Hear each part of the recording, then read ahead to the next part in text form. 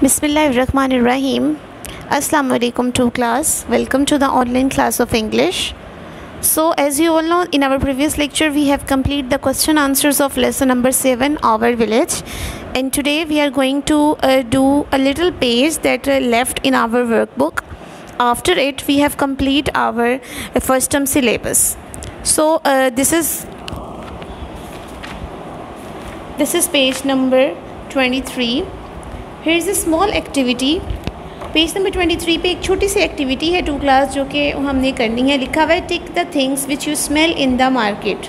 ऐसी आप थिंग्स को टिक करें जो कि आप मार्केट में स्मेल करते हैं. कौन कौन सी चीज़ें हैं जिनको आप स्मेल कर सकते हैं? स्मोक, धुआं, डस्ट, गर्द, furniture polish, meat, petrol, shops, food, flowers, garbage, leaves, vegetables, gas. Basically ये सारी चीज़ें ऐसी होती हैं जिनको आप मार्केट में स्मेल करते हैं, लेकिन इसमें से कुछ चीज़ें ऐसी हैं जो मार्केट में स्मेल नहीं होती. लाइक डस्ट मार्केट में स्मेल नहीं की जाती. उसके अलावा अगर हम बात करें तो फ्लावर मार्केट में नहीं होते, ये तो गार्डन्स में होते हैं. उसके अलावा लीव्स भी मार्केट में नहीं होते, ये भी गार्डन्स में होते हैं. पेट्रोल मार्केट में नहीं होता, पेट्रोल तो पेट्रोल पंप में होता है. शॉप्स होती हैं लेकिन आप इनको स्मेल नहीं कर सकते. तो ये भी इन ऐसी चीज़ों को आपने टिक करना है जो कि आप मार्केट में स्मेल कर सकते हैं, करते हैं. तो इसको टिक करते चले जाएंगे. All of you have to pick up your pencils in your hands and did your work in a very neat and clean writing to class. First of all, we are going to write here the date and day.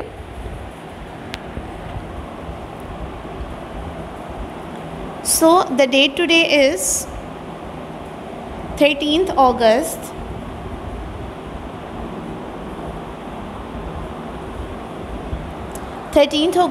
And the day is Thursday.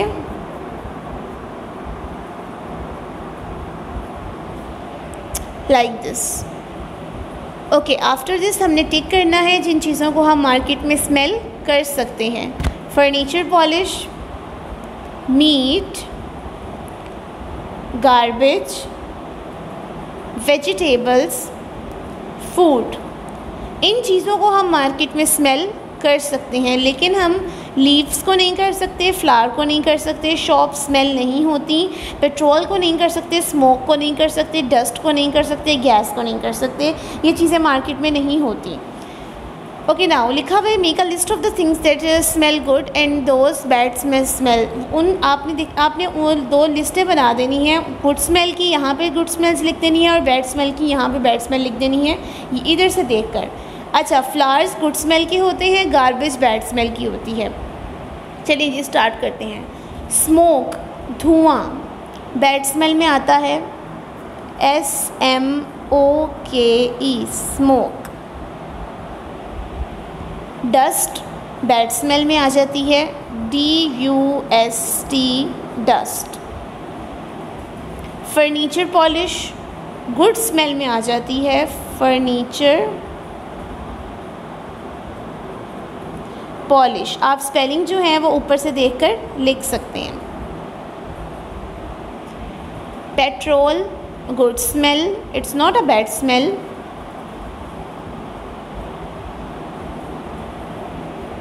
Shops दुकानें, इनकी कोई smell नहीं होती. Meet गोश्त good smell. Gas bad smell. Food good smell.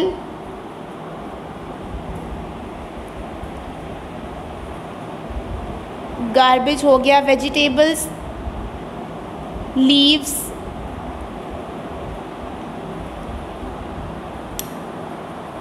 Good smell में ही आ जाती हैं.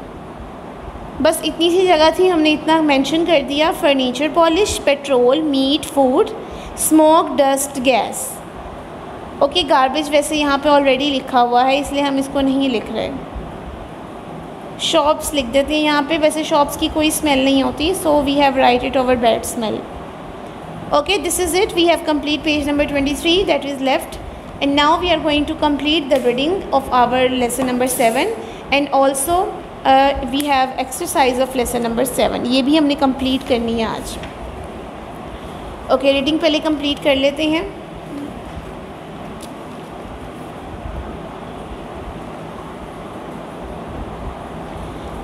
NAM num, BAR bar, DAR dar. Numberdar is the chief, CHIEF, chief and head of the village.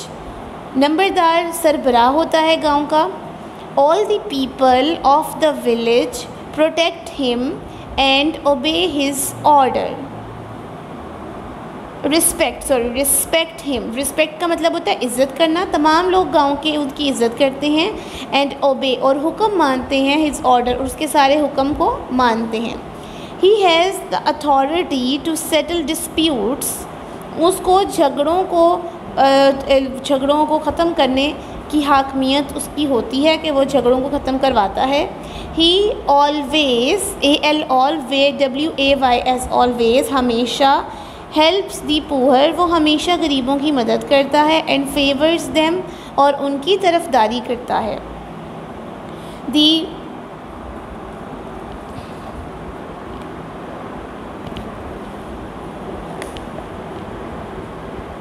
Villagers are always cooperative. गांव के लोग हमेशा एक दूसरे का साथ देते हैं. They dislike hypocrisy, enmity, theft and other bad habits. वो दुश्मनी, चोरी चकारी और दूसरी गंदी आदतों से को नापसंद करते हैं. डिसलाइक, नापसंद. They are always hospitable and sincere. वो हमेशा मेहमान नवाज और मुखलिस होते हैं. मेहमान नवाज के कोई भी आता है तो उसकी बहुत अच्छे तरीके से खातिर तवाज़ो करते हैं और हर किसी के साथ मुखलिस होते हैं. Tanga is the common conveyance in villages. They feel comfort and pleasure in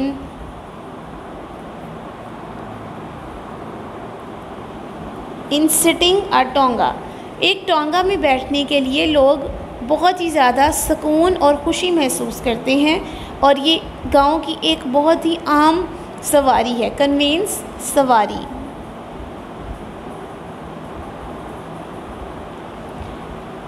Nurpur village, Sultanpur village is very beautiful and clean. ये गांव बहुत ही खूबसूरत और साफ़ है. We are happy and contented. Contented का मतलब लिखें मुतमईन. हम बहुत खुश और मुतमईन हैं इन सुल्तानपुर में. God bless our village. Allah ताला हमारे गांव पे अपनी रहमतें नाजिल फरमाए. ठीक है जी, ये हो गई हमारी reading of page number 31. We have complete the reading of our village lesson number 7, and now we are going to start our exercise. Okay, the road leads to. सड़क कहाँ जाती है? कराची, लाहौर या Bahawalpur? Bahawalpur. The villagers remain busy in gupshup, selling goods, in irrigating the land. गांव के लोग किस चीज़ में मसरूफ़ होते हैं? काश्तकारी में. The fruit and vegetables are tasty, fresh, useful for health. Fruit और वेजिटेबल्स कैसे होते हैं? यूज़फुल फॉर हेल्थ, सेहत के लिए अच्छे, मुफीद होते हैं. The village is a beautiful and large, developed, fascinating. Beautiful and कैसा होता है विलेज?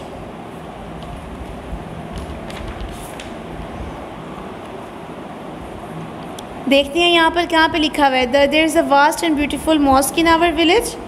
डेरा होता है विलेज में. और ये जो लाइन उन्होंने बताई है ये बेसिकली कहाँ पे है? सर्च आउट करें ज़रा. फैसिनेटिंग. फैसिनेटिंग का मतलब होता है दूसरों को अपनी तरफ मुतवज्जो करने वाला. दी girls make clay pots, toys, dolls. लड़कियाँ क्या बनाती हैं? Clay pots. Who settles disputes. कौन झगड़ों को ख़त्म करता है? नंबरदार, क्योंकि वो हेड होता है वहाँ का. ओके जी, यहाँ पर आज लिखा हुआ है there are some phrases, they are divided into 2 parts, match them. कुछ फ्रेजेस लिखे हैं, इनको 2 पार्ट्स में डिवाइड किया गया है, इनको मैच करना है हमने। फ्रेजेस बेसिकली होते हैं जैसे उर्दू में आप लोग कहते हैं ना मुहावरे, उस तरह से ये फ्रेजेस होते हैं, इनको भी मुहावरे ही कहा जाता है। जब ये मिल जाते हैं तो इनका मुहावरा कंप्लीट हो जाता है। ठीक है जी, तो ये हम करते हैं काम।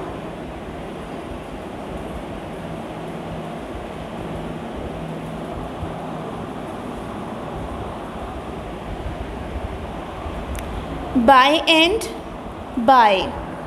Pick up your scales in your hands to draw the line.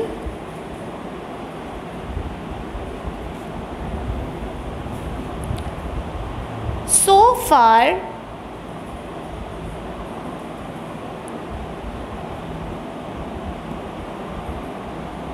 as of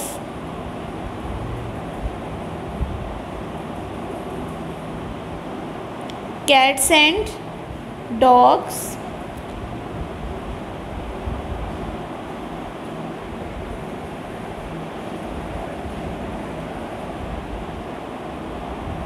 on the whole, kith and kin, to and fro, before anvil of long.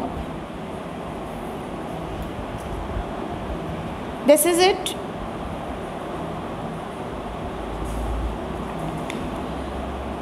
लिखा हुआ है let's learn the languages. Sometimes a verb is used on different meanings. बाज़ औक़ात एक verb को हम दूसरे meanings में भी इस्तेमाल कर सकते हैं। In every sentence it has a new meaning. Her sentence में इसका एक नया मतलब होता है। Like keep it a secret please, इसे एक सीक्रेट रखो मेहरबानी फरमाकर। आई कीप अ बुक, मैं एक किताब रखता हूँ। They kept silence in the class, उन्होंने क्लास में खामोशी रखी। We should keep our promise, हमें अपने वादे रखने चाहिए।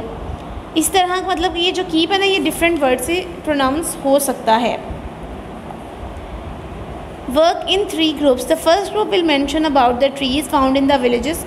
अच्छा, 3 ग्रुप्स में आपने काम करना है। जो पहला ग्रुप है वो बेसिकली ट्रीज़ के बारे में बताएगा कि गांव में किस तरह के दरख्त होते हैं। The group will also tell about the uses of trees, और वो ट्रीज़ के यूजेस के बारे में भी बताएगा।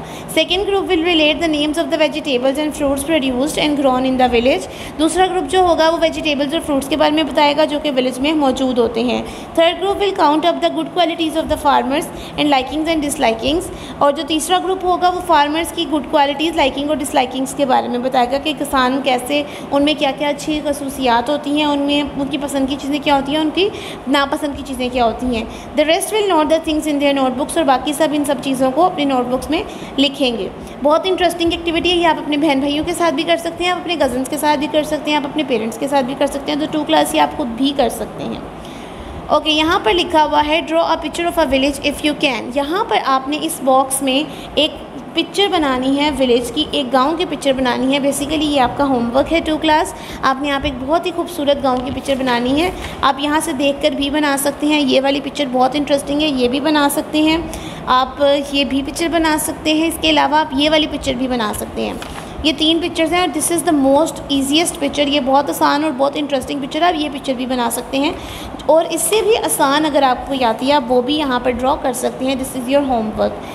So 2 class we have complete our English syllabus of first term. हम फर्स्ट टर्म का इंग्लिश का सिलेबस कंप्लीट कर चुके हैं। मैं आपको अगेन बताना चाहूँगी कि आपके फ़र्स्ट फॉर्मेटिव एग्ज़ाम्स अल्हम्दुलिल्लाह इंशाल्लाह ताला जल्दी स्टार्ट होने वाले हैं, और आपके स्कूल्स भी अल्हम्दुलिल्लाह खुलने वाले हैं। तो all of you have to be prepare for exams. और जो बच्चे अभी तक अपना सिलेबस लेकर नहीं गए, काइंडली आप अपने पेरेंट्स को भेज कर अपना जो सिलेबस, जो पेपर्स में सिलेबस आना है वो ले जाएँ, ताकि आप जल्द से जल्द तैयारी स्टार्ट कर सकें और आप अपना टाइम जो है वो बिल्कुल भी वेस्ट ना हो। ठीक है जी, नेक्स्ट लेक्चर में आपसे मुलाकात होगी इंशाल्लाह ताला। तब तक के लिए अपना बहुत ख्याल रखिएगा, मुझे दुआ में याद रखिएगा। अल्लाह हाफ़िज़।